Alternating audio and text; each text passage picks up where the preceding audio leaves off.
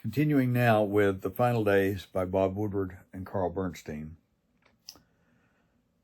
And when we ended the last session, we had just read about the Senate GOP policy luncheon that afternoon, that Tuesday, August 6th, 1974.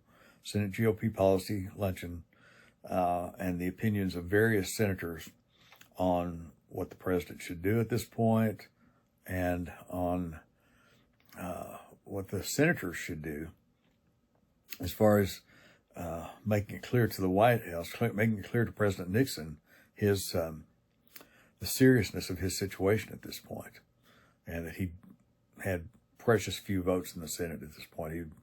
He was sure to lose an impeachment fight in the Senate. So that's where we left it after the Senate policy luncheon, Senate GOP policy luncheon. And now we continue, still on the afternoon of August 6th, Tuesday, August 6th, 1974. Jerry Warren was confused. In spite of the president's firm declaration to the cabinet that he would not resign, Ziegler had taken Warren aside before the press briefing and instructed him to back off slightly.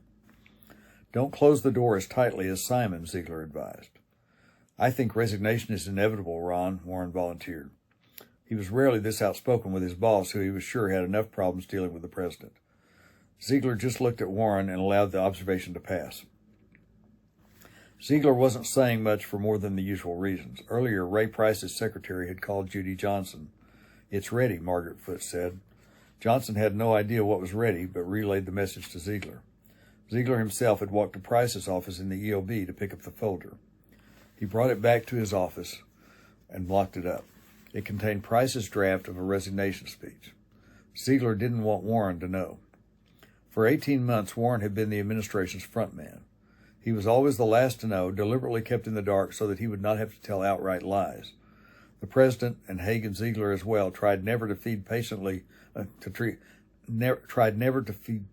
false information through Warren. His credibility, such as it was, had to be preserved. Warren had learned the role the hard way and had accepted it. Now he had expressed his opinion. Ziegler's silence was a signal, perhaps, or maybe Ziegler was just too tired and worn out to argue. Ziegler recognized that the reason the president had insisted to the cabinet that he would stay was to keep his options open for a little while longer. To have even hinted that he might not hold firm would be tantamount to announcing his departure. It might even be a provocation. The desertions would steamroll. The last contingent of loyalists would then have their reason to abandon the cause. Also, there was the possibility that the president might still resist, or there might be a foreign crisis that would preclude resignation. Ziegler told Warren to say that the president intended to pursue the constitutional process. That would be construed as a less rigid position than Simon had described. During his 30-minute press briefing, Warren used the phrase constitutional process a dozen times. It was a rough session, even by prevailing standards, and Warren's mission was to cut around the edges, to shift positions slightly. He could not contradict Simon. That would mean contradicting the president. Question: Can you say today that the president will not resign? Warren: The president's intention is to follow the constitutional process. Jerry, you are dodging the question. I am not dodging the question. I am putting it in perspective. Can you repeat for us today, Jerry? This is important. Yesterday you said he will not resign. Can you say that today? The issue is not, if I may be so bold, whether or not the president will resign.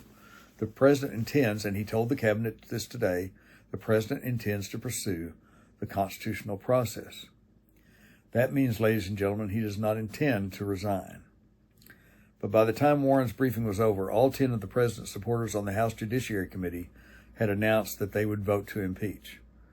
So had Rhodes, though he had carefully refused to join their call for resignation. The House and the Senate were very tense. Members hung around the cloakrooms. They hung around the wire machines. They wrung their hands. They were unsure who was really running the White House. Al Haig was not a sufficient symbol of sovereignty. Most were looking for a way to accelerate the process of Richard Nixon's abdication.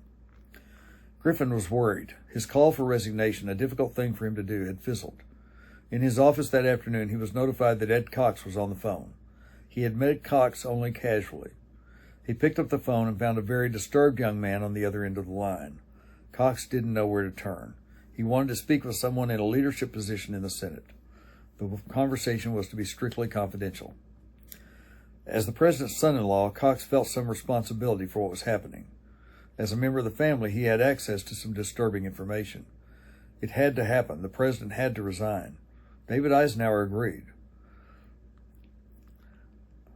David Eisenhower agreed, Cox said, but they had not been able to persuade their wives. The president's daughters had closed their minds on the subject, and they had tremendous influence on their father. Cox couldn't even talk to his wife about it. On the Sequoia trip the night before, Cox said, the president had made it clear he was not going to quit. Cox asked what was happening in the Senate. At least one of the members, Griffin told him, was going to go down and tell the president how desperate the situation had become. That was good, Cox said, but he repeated his belief that the president was going to hang on. Cox sounded distraught. He was worried about the president's mental health. The president was not sleeping, and he had been drinking.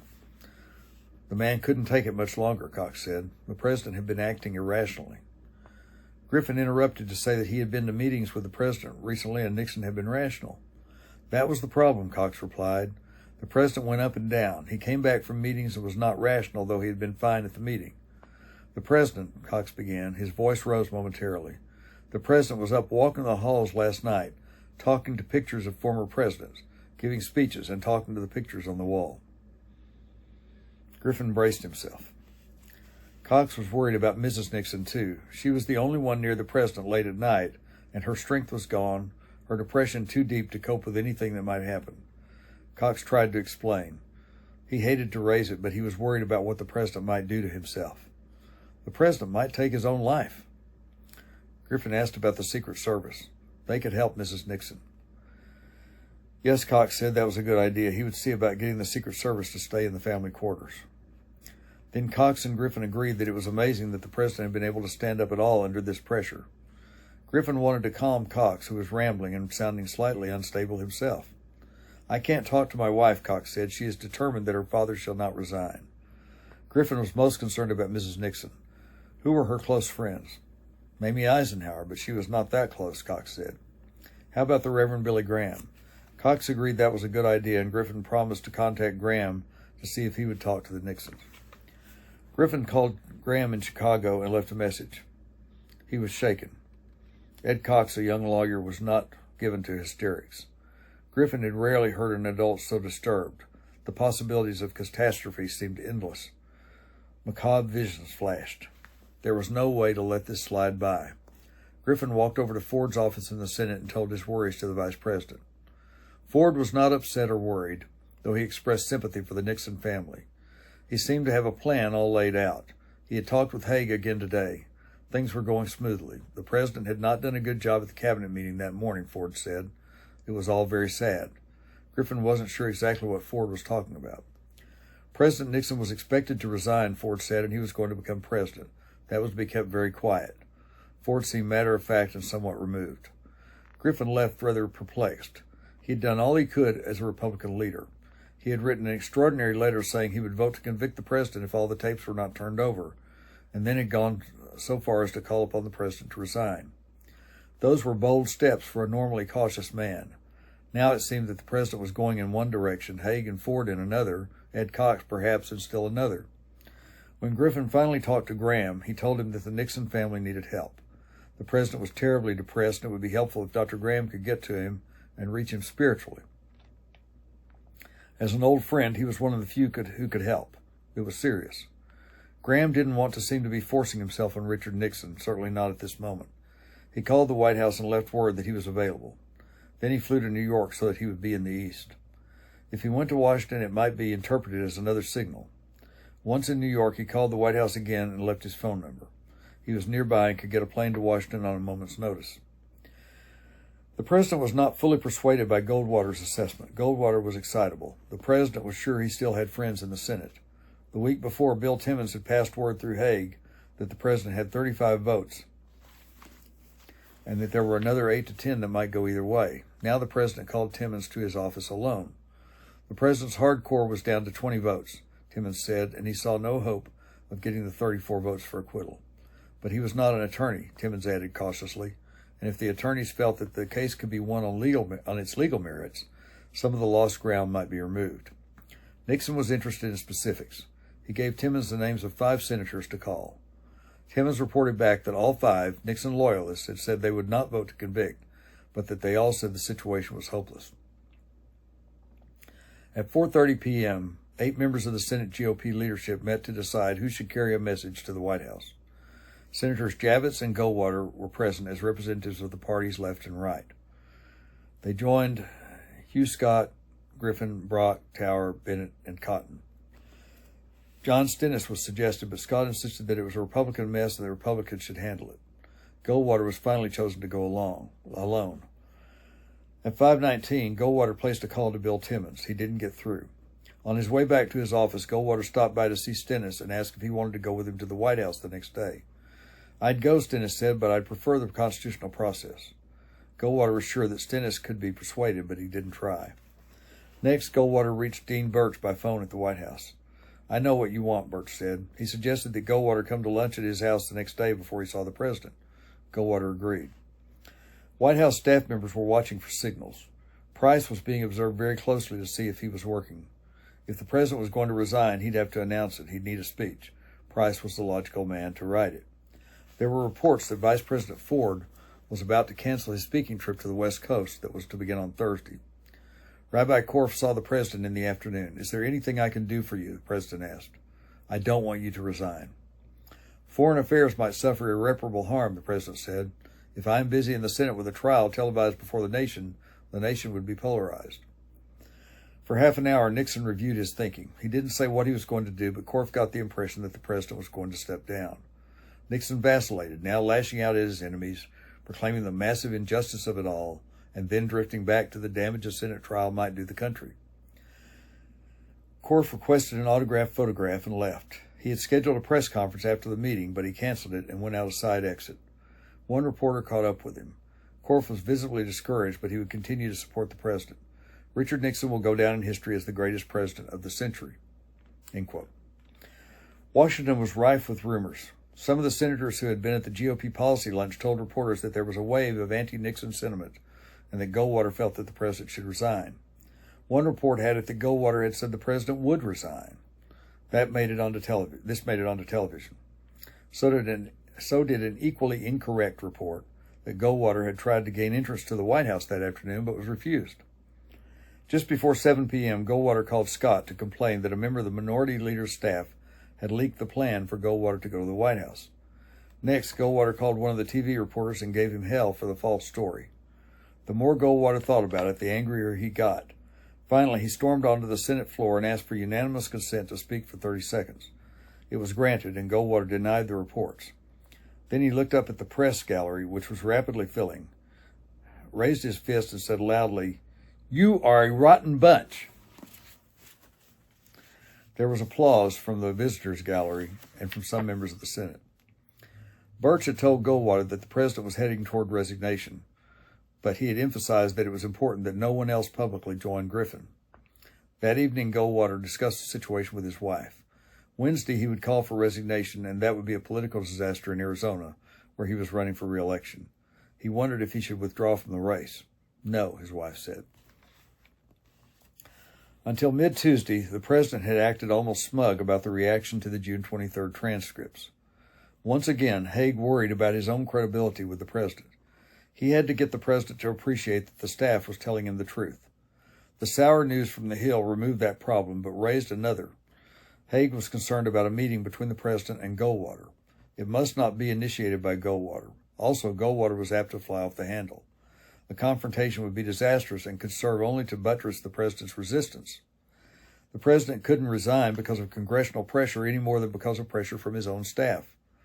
First, he had to be convinced that he had the option to stay. Haig sat in his office considering the next move. "The next few days will be full of tragedy," he told his staff, and he repeated the remark he was becoming famous for among his associates: "You just can't believe what these last weeks have been like." Haig had been through enough Nixon decisions to sense that the president had just about decided to quit. Nixon's statements on the matter had by no means been consistent, but they pointed that way. That was the best he could expect at that moment. Nixon's support had crumbled or had at least been neutralized. The news from the Hill, Goldwater, Rhodes, the judiciary loyalists, Nixon's favorite Southern Democrats, was all negative. Ford wasn't knocking on any doors to urge a fight. The cabinet had been muted. Haig was working for a resignation announcement on Thursday night. There was a problem. The president had said he would consider a Thursday night resignation announcement. Consider it. The decision was far from final, so Haig had to take some steps. He told Kissinger and Ford that Thursday would be the day. Haig had a call from Haldeman on that Tuesday. Haldeman wanted a pardon. Haig was noncommittal.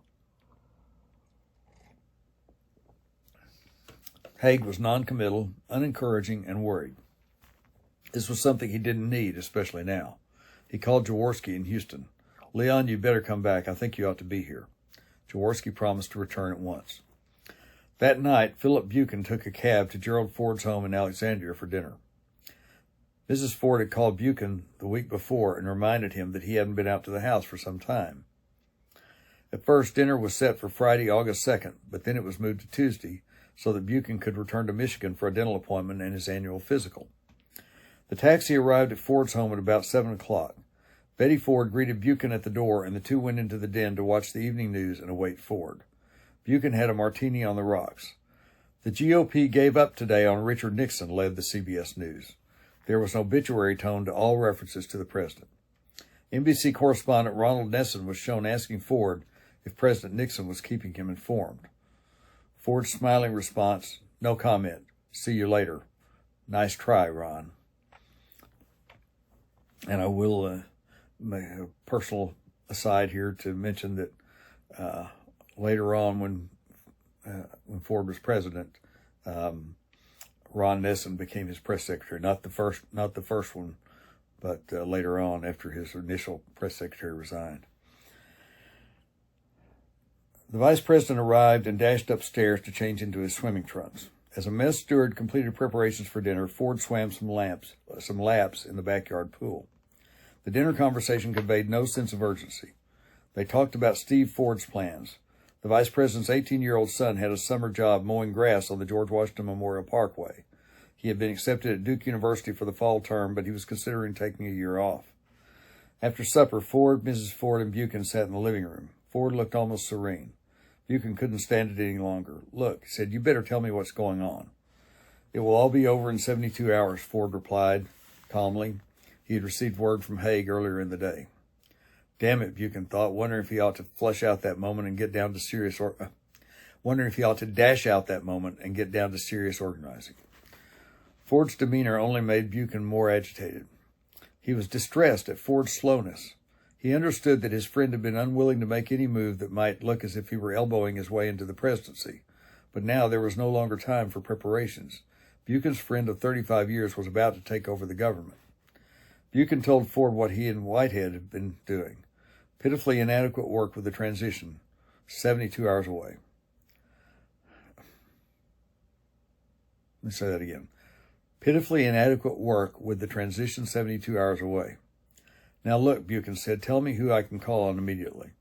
The transition team would have to be expanded. Buchan, Whitehead, Jonathan Moore, Brian Lamb, and Larry Lynn were not equipped for this. Maybe no one was. People with more stature and experience would have to be included. Ford suggested Senator Griffin, former Congressman John W. Burns of Wisconsin, Secretary of the Interior Morton, U.S. Steel Vice President William G. White, and Bryce Harlow, who had left the White House several months earlier. Buchan wanted someone from outside Washington and suggested former Pennsylvania Governor William W. Scranton. Ford agreed. Buchan said he would contact them that night. Betty Ford got her address book and gave Buchan the phone numbers of the men who would be added to the transition team. "We'll get them together as quickly as possible," Buchan said. Ford explained that it was essential that no information get out. Buchan, more than Ford, seemed struck by all that had to be accomplished: the swearing in, immediate appointments, briefings, an inaugural speech, and all those matters that a new president normally had months to consider. Buchan was eager to leave and get to a phone. As they went to the door, he kissed Betty Ford and put his arm around the next president. He mumbled a few words of encouragement. Everyone would rise to the occasion, he felt. He'd been through a lot with his friend. "It's happening," he said. The events were about to thrust into the presidency a man who had stood for election only in Ionia and Kent counties in one of Michigan's 19 congressional districts. "I'm proud of you," Buchan said. The cab arrived to take him downtown to the University Club where he was staying. On the way, Buchan reflected on his long friendship with Ford. In the summer of 1940, Buchan had clerked for a New York City law firm and almost joined it, but instead he had gone into partnership with Ford. The New York law firm was the one Richard Nixon joined in the early 1960s. Buchan wondered if he had stayed in New York, might he have been one of the law partners Nixon brought to Washington? What would he have done during Watergate? The first call Buchan made when he got back to his club was to his wife. Next, he called Whitehead. "I've just talked to Jerry," Buchan said with deep concern in his voice, "and he said that Haig has told him you'll be president in 72 hours. They agreed to gather the old and new transition teams. Buchan was less precise to Bill White. "The vice president wants a group of his close advisors to meet," he said. White offered his house. Buchan had to introduce himself to Bryce Harlow over the phone. Announcing that he spoke on the vice president's behalf, Buchan asked Harlow to attend an important meeting the next night. Harlow wondered who the hell Buchan was and why it was so important to meet him, but he put his reservations aside when he heard that the gathering was at Bill White's. Harlow knew that White wouldn't be involved in any skullduggery. In the East Wing, where the staff members most involved in the first family's personal life worked, Susan Gullibois, a former aide to Charles Colson and a hardcore loyalist, said the new transcript was a slap in the face. Chief Usher Rex Scouten, who had been on the Nixon Secret Service detail during the vice presidential days, was forgiving. His main concern was the family. Terry Ivey, assistant press aide to Mrs. Nixon, was torn and unhappy, shattered by the fact that the president had let his daughter, Julie, go around the country defending him and had not told her the truth. The president had told his daughter not to do it, Ivey knew, but he had never explained why she should not. Ivey, like many others, was beginning to realize that she might not have a job much longer. Haig got a few hours' sleep that night. He was more determined than ever to deal toughly with Congress. Republican leaders must not be allowed to descend on the White House and try to force a resignation. To Haig, that was more menacing than a military coup. It would alter the American political system forever. Haig was sinking into bitterness, or so much bitterness as he would, or as much bitterness as he would ever allow himself. Nixon was a product of the political system, not an aberration. A product of the political system, not an aberration. And he didn't see things getting better with Ford. He believed that someone like himself could never make it in politics. And we come to the end of Tuesday, August 6th, and we'll take up in the next session with Wednesday, August 7th, in the final days by Bob Woodward and Carl Bernstein. Thanks for watching.